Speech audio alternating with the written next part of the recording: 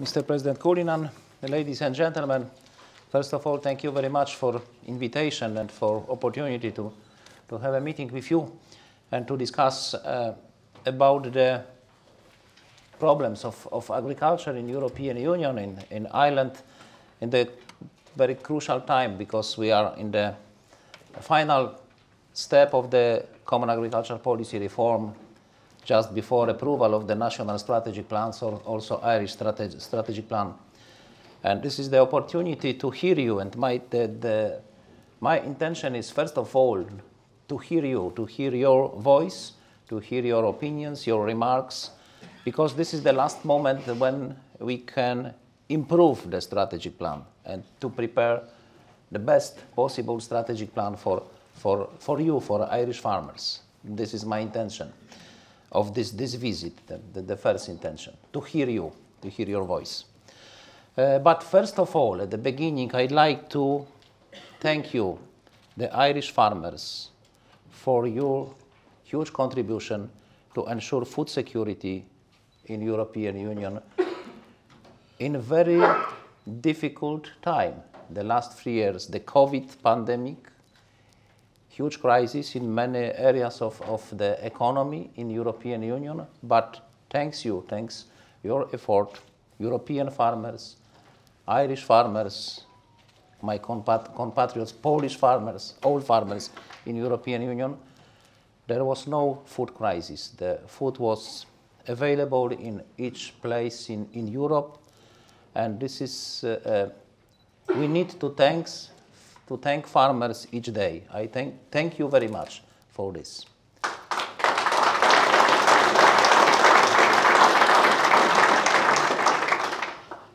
Now we have the next very dramatic crisis, which is the Russian unprovoked aggression against Ukraine, with consequences for the food security. That's the problem with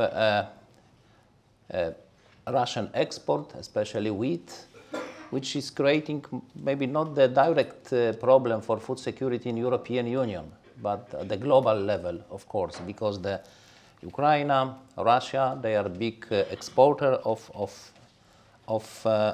grains, and there is a problem. We can expect the problems in North African countries, in Middle East countries, because the export from Ukraine is now fully blocked. The Black Sea ports are destroyed, like Mariupol, or under attack, like Odessa, and we are looking for the alternative corridors, alternative lanes for export of grains from Ukraine across the Poland, Romania.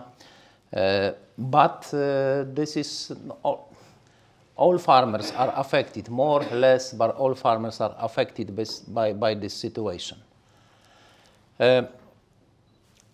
Once again, additional thanks for I need to mention the very important role, especially two sectors in Irish farming. One, this is the beef sector, the beef production. You produce 131 kilograms of beef per year per capita. The second position in Europe is Netherlands, 25 kilograms. It shows how strong is this sector in Ireland. And the second, this is the milk production, dairy sector. The production of milk, I remember the data from 2019, it was 1,777 kilograms of milk per capita in Ireland. There is no another country in Europe which produce more than 1,000. There is Denmark, if I remember, is about the 800. Congratulations for such. This is the success of the production, but of course there are also the problems, because you are dependent very much from the export opportunities, and I can declare everything which is possible to do to open the markets for European food, also for Irish producers.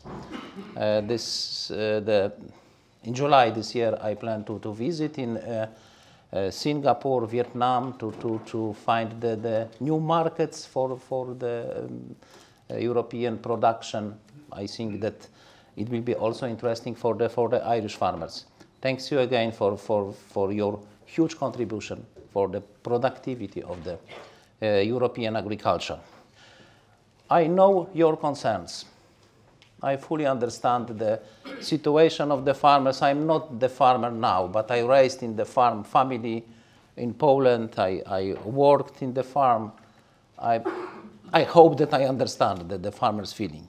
My intention is to do everything which is possible to improve the situation of the European farmers. I understand how difficult is this situation. Of course, there is support from the common agriculture policy. This is very important. But now that the Ukrainian crisis, this is the opportunity to reconsider our approach to the role of agriculture. Food security now, we need to treat at the same level like defense security, like energy security, maybe more than energy security. Everything is important, but without food, nothing is possible. This is very important, that food security, our approach to the food security. And common agriculture policy, 60 years old. That's maybe historical reflection. Ireland is in the European Union from 1973. You have the almost 50 years experience in participation in the common agricultural policy. My country, Poland, my home country, Poland, only 18 years. The time when the Western Europe, the farmers received the payment, the subsidies from common agricultural policy. My home country, farmers were obliged to pay for the state the payment. The part of products they were obliged to deliver without payment for the state. I remember this time when I was young that my father was also obliged to deliver for the state some products without the payment. It was different experience, historical experience. But now, fortunately, I'm happy that we are together in the European Union, and the common agriculture policy is a very important tool, very important instrument to improve the farmer's situation. But the budget of the common agriculture policy is only 0.3% of the European GDP. We say many times that we spend a lot of money for agriculture, for the farmers, but this amount, 7 years budget for the next 7 years period, 2021-27, is 387 billion euro. But this is only 0.3% of the GDP. For defense, we spend, this is the NATO obligation, minimum 2% and GDP. But for the food security, only 0.3%. I can declare that probably this is directly half of my term, 5 years term of the Commission, and the Commission started 1st of December 2019. The end of the term will be 1st of December 2024. But probably before the end of this term, we will prepare the first proposals, also budgetary proposal for the next 7 years period. I can declare that my intention is to do everything which is possible to increase the CAP budget, because 0.3% of GDP, it is not enough to ensure food security in long-term perspective. But long-term perspective, but also the short-term reaction. I'd like to, probably you know, but in this crisis, also in the COVID crisis, there were many types of Commission intervention, private storage in dairy sector.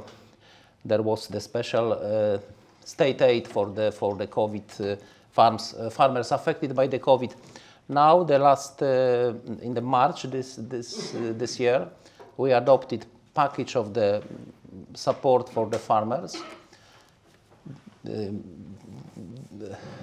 Part of instrument to support the farmers. One of them is the state aid. Commission opened possibility for the member states to use state aid for the farmers affected by the situation, by the war in Ukraine. Some member states use this instrument.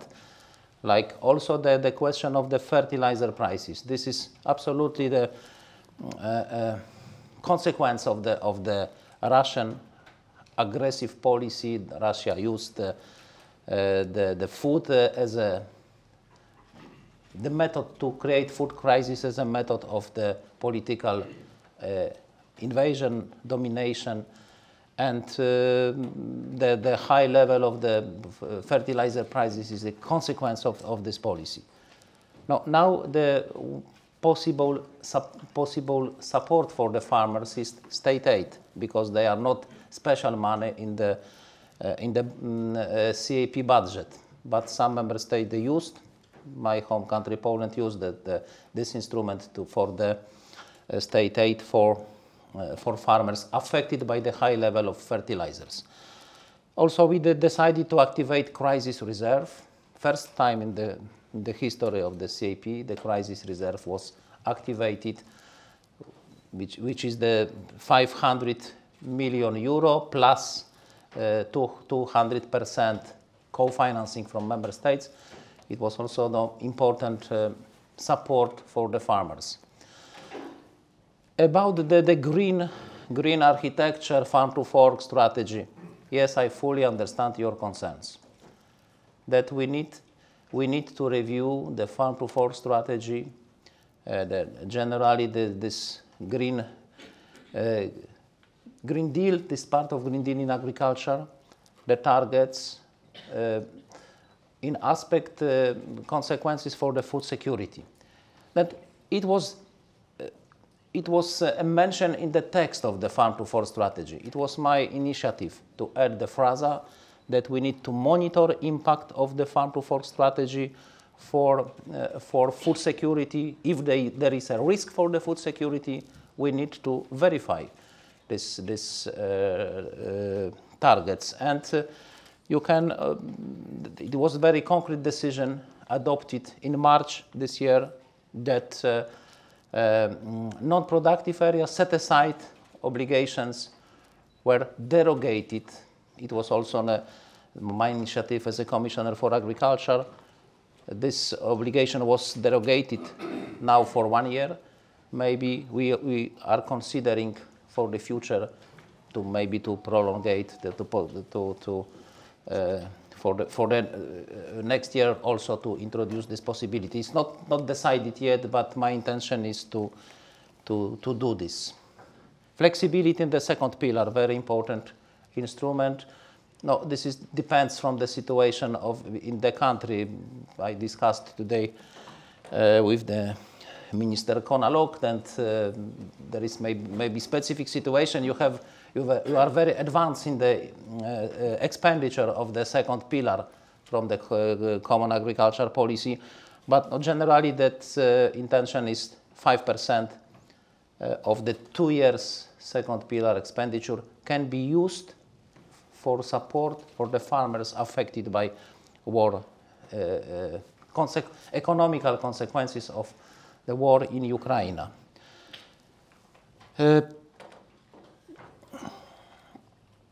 Yes, I can once again declare that we are monitoring the farm to fork targets, farm to fork objectives, and if there is risk for the food security, we will verify these targets.